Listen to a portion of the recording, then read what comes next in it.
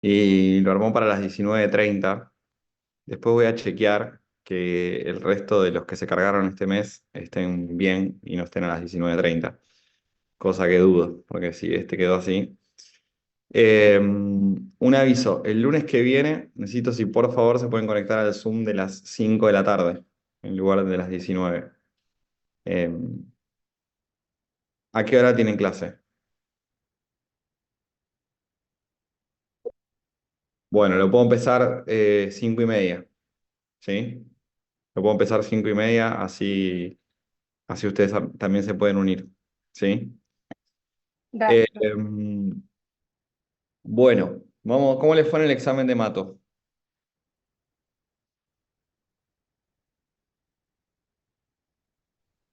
A los alumnos de Juliano nos iba a dar el miércoles las notas. Bien, pero ¿cómo creen que les fue? Vamos a las notas. Creería que bien. ¿Les pareció muy difícil? ¿Les pareció Yo me, fácil? yo me esperaba otro tipo de preguntas, por ejemplo, causas de eosinofilia, de las que hayas nombrado vos, no Sí. sé, Igual como que hubo siento que, bastante. pero siento, en nuestro examen del sábado siento que hubo cosas que se podrían re haber preguntado, pero no, no sé. Igual hubo preguntas que habíamos charlado que podían aparecer, como causas de SID. eh, ¿Qué más? Por ejemplo, lo de la anemia ferropénica, Como cuando le damos hierro endovenoso. diagnóstico, como que se preguntó muy poco. Y pasa que son muchas cosas que uno puede preguntar en una era, y reducirlo a 20 preguntas es difícil. Pero sí, obvio, siempre deja esa sensación de que se podría haber preguntado más. No tengo las notas, obviamente, de los chicos de los sábados, corregí 16 exámenes, por ahora bastante bien. Eh, pero bueno, y sirvió, los chicos del grupo anterior, del Zoom anterior, me dijeron que les había servido bastante el tema de las preguntas que habíamos repasado porque se repitieron algunas. No me acuerdo si las que repasamos acá Sí. se terminaron repitiendo el sábado. Eh, pero bueno, nada. Vamos a ir con reumato, ¿sí? De reumato, hoy vamos a ver artritis infecciosas, sépticas, de la prótesis gonocócica. El sábado o el miércoles van a tener clase y seguramente ahí desarrollen un poco más lo que es AR, que es un tema bastante importante.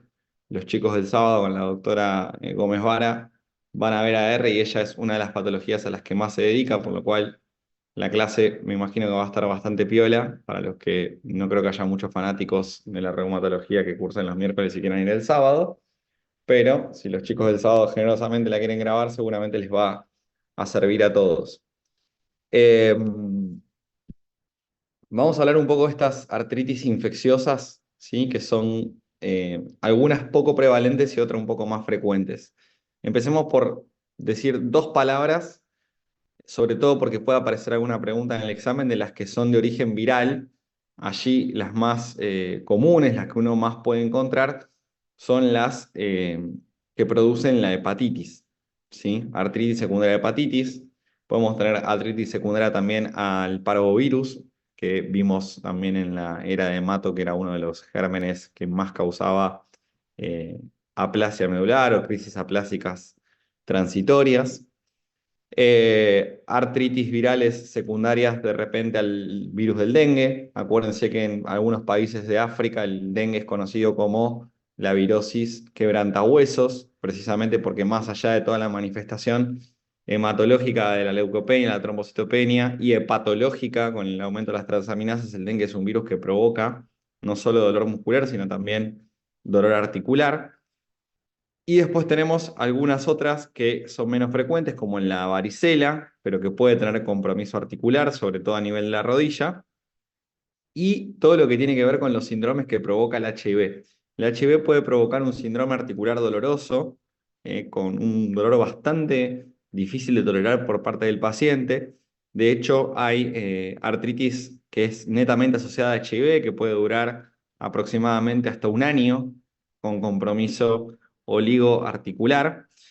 Y otro síndrome articular en pacientes cuando empiezan el tratamiento antirretroviral, ¿sí? Pueden llegar a experimentar algún tipo de dolor articular. ¿Por qué nombro todas estas? No porque sean muy frecuentes, salvo la del dengue, que tiene un cierto grado de frecuencia, sino que las nombro porque el doctor Rey les puede llegar a preguntar cuáles son las causas de artritis que no sea la aparición del factor reumatoideo, es decir, que no sea AR pura y exclusiva. Entonces ahí van a tener que enumerar todas las que vamos a ver en la clase de hoy. Después tenemos una con la cual sí estamos mucho más familiarizados, que tiene un orden de prevalencia mucho más destacado que las que mencioné recién, que son las artritis sépticas por infección de la articulación. Bien. Allí tenemos factores que pueden predisponer a que un paciente tenga esta afección articular, ya sea por bacteremia o por infiltración a nivel de la articulación, también puede ser un motivo. Otro motivo puede ser que el paciente sea un paciente con cierto grado de inmunosupresión, como pueden ser los alcohólicos, los diabéticos, pacientes mayores de edad, pacientes con diagnóstico previo de AR.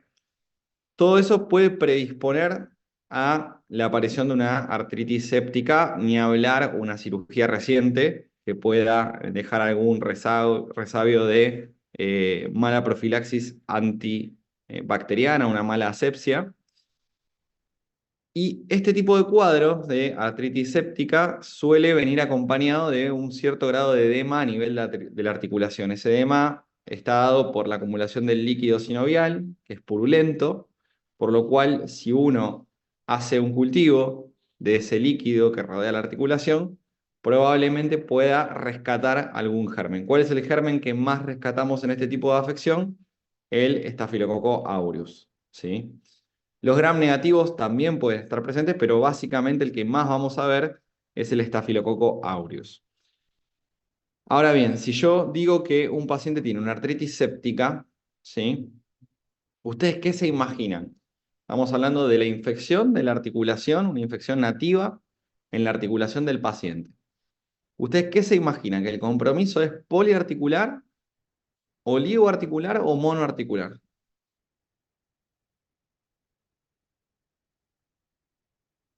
¿Qué piensan?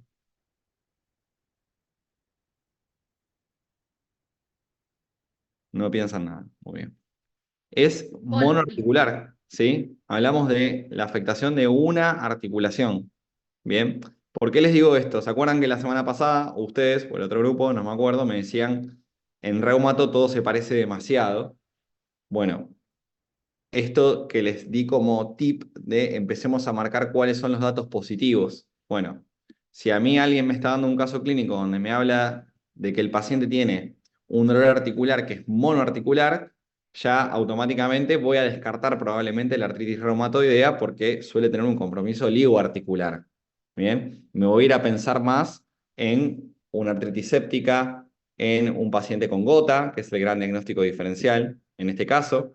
Solo que ustedes ya saben, la gota cursa con hiperuricemia, entonces quizás es un poco más fácil descartarla o llegar al diagnóstico en este caso. Entonces, la artritis Una séptica que... consulta. Sí, Al ser un proceso infeccioso, ¿no se acompañaría de fiebre, leucocitosis? ahí va a llegar también. Al ser un proceso infeccioso, otra cosa que nos puede ayudar en el diagnóstico, más allá de la tumefacción y el edema que rodea la articulación y poder rescatar el germen en el cultivo, por supuesto que el laboratorio, como bien dice Eve, nos va a servir, ¿sí? Porque el paciente puede llegar a tener leucocitosis. Un 50% de los pacientes puede desarrollar fiebre, no es lo más frecuente, pero un 50% puede tener fiebre. Y va a tener que ver también mucho con la forma de contagio, si se quiere, o la forma en la cual llegó ese germen a la articulación. Si fue por bacteremia, va a ser mucho más probable que tenga todos estos síntomas constitucionales que nos ayuden. Si fue porque el paciente se hizo un procedimiento, como puede ser la inyección de ácido hialurónico para fortalecer la articulación o posterior a una cirugía, quizás no tenga tanta manifestación sistémica, pero sí, por supuesto que eso nos puede ayudar y el laboratorio, como siempre, hay que hacerlo porque nos orienta y nos permite distinguir entre los diferentes diagnósticos diferenciales. La rodilla suele ser la articulación que más se afecta, ¿sí? No quiere decir que sea la única, pero sí suele ser la que más se afecta. Y vuelvo a repetir lo mismo que dije antes, es muy importante tomar una muestra de ese líquido, cultivarlo, tratar de hacer un recuento de polimorfonucleares que probablemente en este caso esté aumentado y la glucosa disminuida, como nos enseñó la V, cada vez que hay una bacteria en el medio, se come la glucosa, entonces lo más probable es que esté disminuida. Y siempre es de buena práctica hacer una imagen de esa articulación, ¿sí? Una imagen podría ser una resonancia magnética. ¿Para qué? Para ver si está afectada la morfología de la articulación, para ver si está afectada la anatomía de esa articulación, bien, más allá de la infección en curso.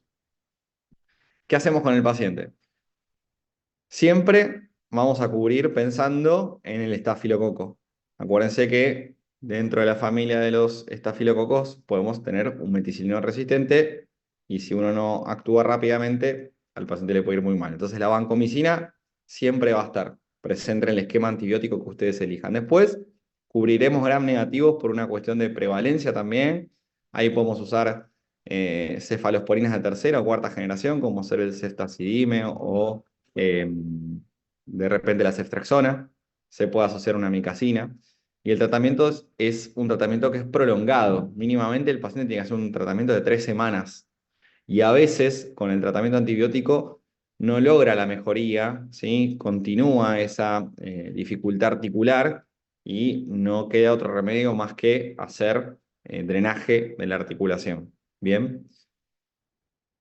Siguiendo por el camino de las artritis sépticas, un familiar muy cercano es la infección de la prótesis articular, ¿sí? Si uno va a la literatura, va a encontrar que lo que dicen es que no se asocia más que un 2% de todas las cirugías que se realizan. La verdad es que cuando uno va a la práctica, si bien no es algo que por supuesto a mí me toque ver demasiado como hematólogo, convivir con los traumatólogos, gracias a Dios, uno ve este tipo de cuadro bastante seguido. De hecho, ustedes deben tener algún conocido, amigo, lejano, familiar, espero que no, que haya hecho una infección de alguna prótesis de cadera, de rodilla, de reemplazo. Es bastante más frecuente de lo que dice la literatura. Ahora bien, ¿qué pasa con esto? ¿Por qué, por ejemplo, lo puedo llegar a ver yo? Bueno, porque muchas veces cuando se hace el reemplazo, aparece edema, aparece un rash, una erupción, aparece calor en la zona y se piensa que puede ser una TBP, porque estamos pensando en el contexto de un paciente que se operó. Y la realidad es que lo que ocurre es que está infectada la prótesis y que esté infectada la prótesis implica muchas veces que el traumatólogo no tomó todos los recaudos que había que tomar, ¿sí? O que la profilaxis preoperatoria no fue la más adecuada de todas, ¿sí? No por impericia del traumatólogo, pero sí por el grupo de cirugía. Y siempre decirle a un paciente que se operó a los 2, 3 días, una semana o 15 días o un mes, te voy a tener que volver a abrir, te voy a tener que volver a operar, es traumático para el paciente y puede ser un problema legal también para el médico. Entonces, la infección de la prótesis, que imagino que en traumato algo les van a hablar cuando roten, es un cuadro clínico que se suele solapar, digamos, pateémoslo y que el paciente mejore. Pero la verdad es que si la prótesis está infectada, la evolución es bastante torpia, ¿sí? Y hay que remover el material protésico. Va a depender muchísimo del momento en el cual el paciente haga la manifestación clínica, pero por lo general, si la manifestación clínica ocurre pasado un tiempito, hay que remover la prótesis. De vuelta, los gérmenes son los mismos que dije antes. El Staphylo aureus siempre ténganlo en la cabeza como el más frecuente. Y por supuesto que cuando me pongo un caso clínico, el doctor Rey, orientado a esto, que suele poner un caso clínico de esto, les va a poner la referencia, y es muy importante la anamnesis por parte de ustedes, del paciente que se operó, ¿sí? Del antecedente quirúrgico reciente, en este caso.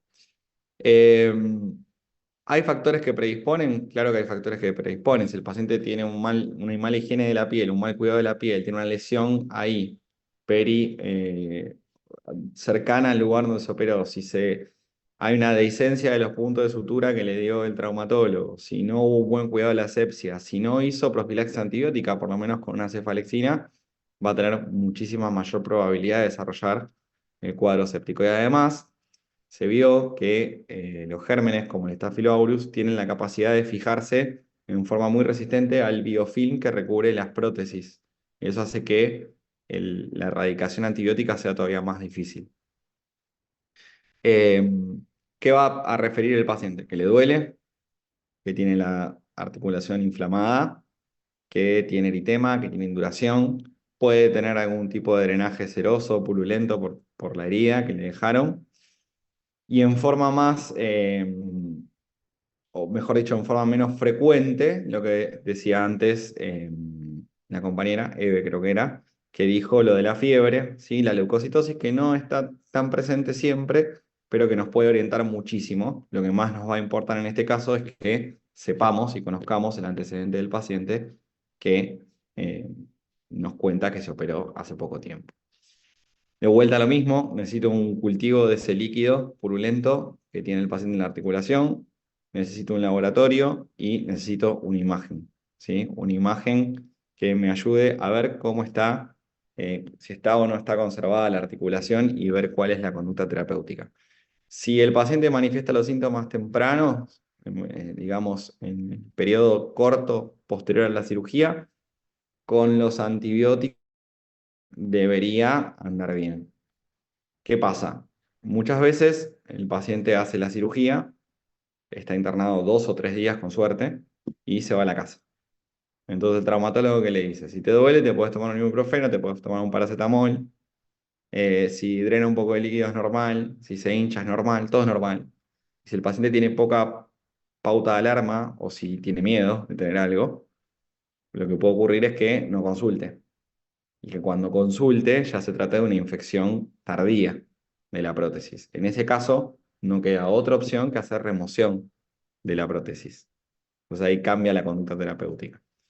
Eh, Se puede hacer debridamiento de la zona, obviamente, hay que mandar material a cultivo, igual va a ser tratamiento antibiótico. El tratamiento antibiótico en estos casos es mínimo de 6 semanas, ¿sí? Mínimo de 6 semanas, por lo cual es un tratamiento antibiótico bastante prolongado y se debe colocar otra prótesis con todo lo que eso implica. Volver a operar a un paciente que esté infectado, que tiene daño endotelial, que no sabemos si la afección ya es sistémica, si compromete otros órganos, si está séptico. Pueden ocurrir muchísimas complicaciones. Es un cuadro bastante complejo el de la infección de la prótesis. Por eso es tan importante todo lo que tiene que ver con la profilaxis antimicrobiana, que van a enseñar seguramente en cirugía. Creo que había una clase en mi época de eso. Los chicos que están cursando cirugía la van a tener seguramente. Y es muy importante también tratar de que ustedes lo tengan presente como médicos generalistas, si viene un paciente con el cuadro clínico y el antecedente de la cirugía. El tratamiento antibiótico se va a adaptar de acuerdo a el germen que se rescate en el antibiograma, lo mismo que dijimos antes. ¿Bien? ¿Se entendió hasta acá? Bueno, vamos con la artritis gonocócica diseminada, que es un cuadro que tiene una incidencia un poquito mayor. Se trata de una enfermedad de transmisión sexual que asocia otras manifestaciones clínicas más allá de la artritis y la artralgia, que es una de sus formas de presentación. Afecta a ambos sexos por igual, ¿sí? Lo que sí se dice es que muchas veces con el tema de la menstruación en las mujeres, cuando hay una menstruación reciente y se contrae el contacto con el germen en ese periodo, en esa proximidad de la menstruación, tienen mayor riesgo de infección. Lo mismo que las embarazadas, lo mismo que el puerperio y los pacientes que tienen enfermedades autoinmunes. Eh, si yo les digo que es una enfermedad de transmisión sexual, ¿ustedes qué piensan? ¿Quién va a ser el primero que va a recibir este tipo de pacientes? Jugando un poco como jugábamos con hemato, que yo les decía que de repente quizás no todas las patologías que uno aprende en cada ¿Y una. el ginecólogo o el urólogo? Bien, ¿o quién más? El infectólogo. ¿Quién más? ¿En guardia? Puede ser. Una especialidad que ustedes quizás no se imaginan que se dedica a este tipo de cosas, pero que tienen consultorios y formación exclusiva en enfermedad de transmisión sexual, que es la dermatología. ¿sí? En dermatología, parte de la formación del médico dermatólogo es ver enfermedad de transmisión sexual. Saben ustedes que los dermatólogos y los médicos que hacen diagnóstico por imágenes deben ser de las dos especialidades con más ojo que hay en la medicina. Muchas veces llegan estos pacientes al dermatólogo y a partir de ahí se puede diagnosticar la artritis gonocócica si el dermatólogo está despierto, que debería, porque es un cuadro que ven con frecuencia, y le pregunta al paciente si tiene una afección de tipo articular. Lo más común es que tengan sinovitis o tenosinovitis en las muñecas, en los tobillos, que tengan las lesiones cutáneas y que tengan esta artritis que incluso puede ser una artritis purulenta. Eh, ¿Cómo estudiamos al paciente? Si tiene afección articular, de vuelta a lo mismo que dije antes, como les anticipé la semana pasada, en reumato vamos a repetir mucho, no hay mucho para memorizar, así que le van a hacer punción del líquido articular, lo van a cultivar y van a ver que se rescata. Sí, esa es la parte buena de reumato. Todo se parece, pero también no tienen que memorizar tanta información. El tratamiento se puede hacer con ceftriaxona intramuscular o endovenosa y otra opción que tenemos es hacer tratamiento con doxiciclina, que es un antibiótico que funciona muy bien para todas las ETS, ¿sí? Para las enfermedades de transmisión sexual, en dosis de 100 miligramos cada 12 horas. ¿Qué es importante? Si es una enfermedad de transmisión sexual, ¿qué es importante? Mientras el perro de Tratar a la los pareja. ruidos que ustedes escuchan. Tratar a la pareja, exactamente. Tratar a la pareja. Hacer el consejo y tratar a la pareja. Si el paciente me dice, no, no quiero porque mi mujer va a saber que yo tengo una enfermedad que me contagié sexualmente, bueno, no me importa. Sí, es el consejo que uno tiene que hacer en este caso. ¿Bien? El perro me está enloqueciendo, no sé si ustedes lo escuchan. Se escucha, ¿no? Sí, sí, pero no Nico, molesta igual. basta. Ahí está. Le agarra la locura de la noche. Si el paciente presenta este tipo de cuadro a repetición, como todo cuadro infeccioso, uno tiene que descartar siempre que no haya algún problema autoinmune. Bien. ¿Hasta acá me siguieron? Sí. Sí, sí. Sí. Bueno. Nos queda hablar de eh, dos drogas que son los AINES y los corticoides. No voy a entrar en detalle de la farmacocinética y la farmacodinámica de estas drogas, porque ustedes ya tuvieron fármaco, vademecum, terapéutica y todos los nombres que le quieran poner a la misma materia. Pero sí les digo que es algo que tienen que saber, ¿sí? Piensen que van a rendir el final de internado, con ese final ya se despiden de la carrera, después le queda el internado, ya lo sé, pero no es lo mismo. Por lo cual, como para muchos va a ser el último examen, el de internados, espero que puedan rendir todas las rotaciones y que internado sea el último examen. Es una pregunta que no pueden no saber responder cuáles son los eventos adversos de dos drogas que se usan tanto en la medicina, ¿sí? Que se hace un uso a veces indiscriminado, porque a veces es indiscriminado, corticoides para todos, como vimos en hemato y les he contado infinidad de ejemplos, y a veces con criterio de uso de corticoides, como hemos visto también en enfermedades crónicas en hematología, y como acá en reumato nos cansamos de ver enfermedades que se tratan con corticoides y con AINES. Entonces, los eventos adversos de estas drogas los tienen que saber. Eh, de los AINES, acuérdense, principalmente todos los efectos gastrointestinales que tienen. La epigastralgia, el daño de la mucosa con la gastritis, el tema del reflujo gastroesofágico, la pirosis, la esofagitis. Acuérdense que los AINES tienen un rol muy importante en todo lo que tiene que ver con el sistema plaquetario, lo vimos, inhibe la agregación plaquetaria, por lo cual promueve mucho más los sangrados. Los AINES son muy nefrotóxicos. Pueden provocar desde una necrosis tubular aguda y dar una falla renal aguda hasta una nefritis intersticial crónica o una nefritis intersticial aguda. Pueden provocar, acordándonos de que inhiben la vía de la ciclooxigenasa y que derivan todo hacia la vía de los leucotrienos, cuadros de broncoespasmo en pacientes que tienen asma, ¿sí? Son drogas, además, que tienen un cierto grado de hepatotoxicidad. Es cierto, quizás menos que otras drogas, pero son hepatotóxicos y además muchas veces generan mayor prolongación de los tiempos de coagulación, con mayor riesgo de sangrado o mayor actividad de los anticoagulantes, sobre todo los vitamina K dependientes. Y con que me digan eso, a mí me alcanza. Los eventos adversos de los AINES y de los corticoides es una pregunta que yo les hago siempre en el final de Interna 2. Y los chicos que me tuvieron en Interna 1 saben que cuando les digo que les pregunto algo en el oral, después se los pregunto. ¿Sí? Siempre les pregunto una cosa de cada era. Y les pregunto cosas muy grandes, como estas, por ejemplo. ¿Cuáles son los eventos adversos de los AINES y los corticoides? Me parece que es algo que no pueden dejar de saber. Así que al que le toque, a fin de año, aunque sé que usted después hace en pasillo y se pasan las cosas que preguntamos siempre los docentes, pues tampoco es que vamos a andar inventando muchas preguntas nuevas. Acuérdense de los corticoides y los AINES. Acuérdense también, porque Rey preguntó el año pasado, me acuerdo, cuando me tocó corregir la era de reumato, eh, preguntó qué tipos de AINES inhibidores de la COX-2 conocen.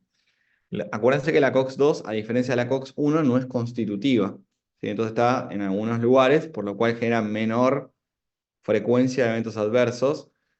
No quiere decir que no genere eventos adversos, quiere decir que genera menos. Y ahí preguntó para que ustedes nombres. Bueno, el meloxicam es uno, el celecoxib es otro. Quizás el que más escuchan es el etoricoxib, que es el que más se ve, que se vende con el nombre de Bloquium. Eh, y bueno, tienen algunos más, pero acuérdense, traten de memorizar algunos. Después tenemos drogas que quizás hasta el día de hoy en la carrera no habían visto. Perdón, profe, los que son solamente de COX-2 sería. Sí. Ah, ok. Los otros salen más fáciles, ¿no? El ketorolac, el ibuprofeno, el naproxeno, el diclofenac. Pero les digo esto de los inhibidores de la COX-2 porque quizás no salen tan fáciles, bueno, no los tienen en la cabeza y se los preguntan. Otras drogas, les decía, que quizás hasta el día de hoy no habían visto demasiado, pero en hemato las nombramos muy por arriba porque no las usamos demasiado, pero acá en reumato sí, son los inmunosupresores. ¿Sí? Que son drogas que lo que hacen básicamente a grandes rasgos, ¿no? Es interactuar con lo que tiene que ver con la inmunidad T, con los linfocitos T. Hay inmunosupresores que actúan también sobre los linfocitos B, pero a grandes rasgos es eso. Y ahí tenemos drogas que se usan mucho, algunas las hemos mencionado en hemato, por ejemplo, la ciclofosfamida, que forma parte de grandes esquemas de quimioterapia en hematología. Usamos muchísimo, es un alquilante del ADN que frena el ciclo celular. Tiene muchos eventos adversos la ciclofosfamida. A veces Rey les pregunta los eventos adversos de los inmunosupresores y les pide que nombren inmunosupresores, como les pide los inhibidores de la COX-2. De la ciclofosfamida es una droga que lo que más nos preocupa es que genera mucha cistitis hemorrágica, por eso se da una droga que se llama Mesna para contrarrestar ese efecto.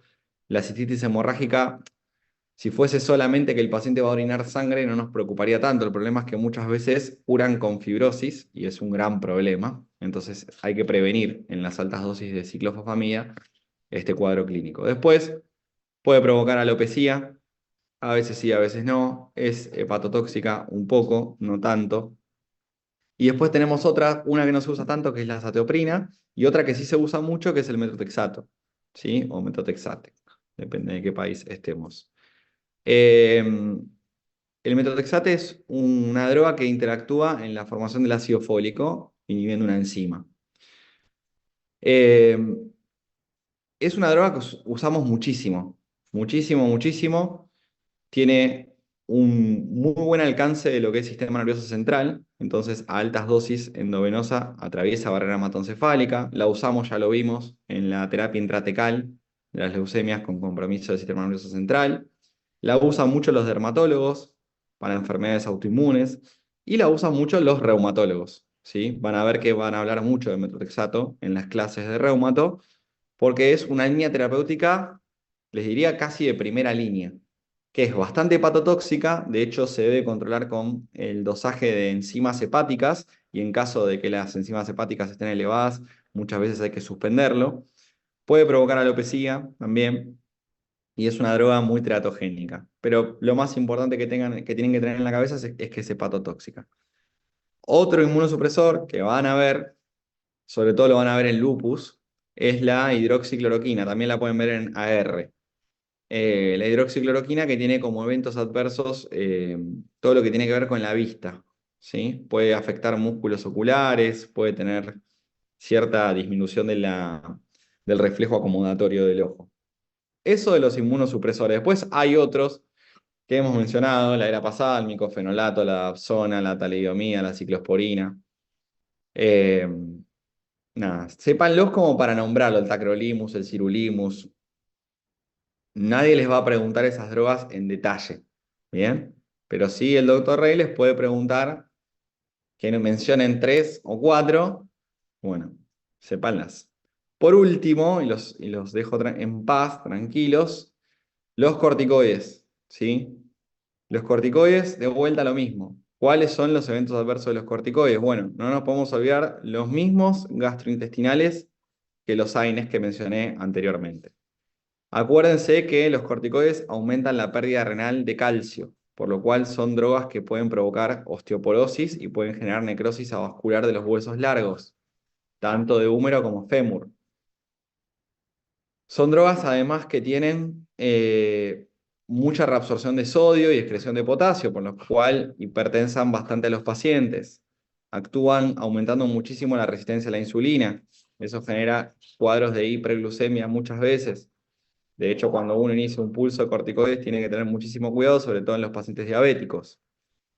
Son drogas inmunosupresoras. Tienen efecto linfocitolítico, como vimos en las anemias hemolíticas, donde les expliqué por qué usábamos los corticoides. Bueno, redistribuyen la grasa, pueden provocar un síndrome de Cushing, pueden provocar poliglobulias, pueden provocar alteraciones en el crecimiento. A nivel de la piel pueden provocar telangiectasias, fibrosis, atrofia de la piel. En fin, hay infinidad de eventos adversos de los corticoides, ¿sí? Así que es algo que tienen que tener presente, lo mismo que la falla renal inducida por los corticoides. Las cataratas, ¿sí? Sin ir más lejos. Es bastante florida la cantidad de eventos adversos que pueden tener por los cortis. Eso es todo por hoy. ¿Sí? ¿Dudas?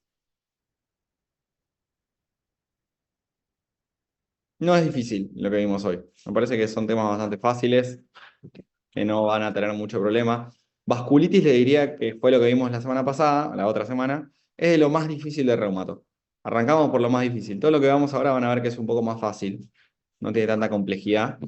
Eh, Así que tranqui, no se me vuelvan muy locos. Si no les pareció tan difícil el examen de mato, este les va a parecer un poco más fácil. Cualquier duda igual me dicen. Y el lunes que viene, entonces a las 5:30 los espero a ustedes que tienen otra clase para arrancar el Zoom. ¿Sí? Sí, dale. Gracias, doctor. Buena semana para Perdón. todos. Gracias, Doc, igualmente. No. Hasta luego. Igualmente, Doc. Chau, chau.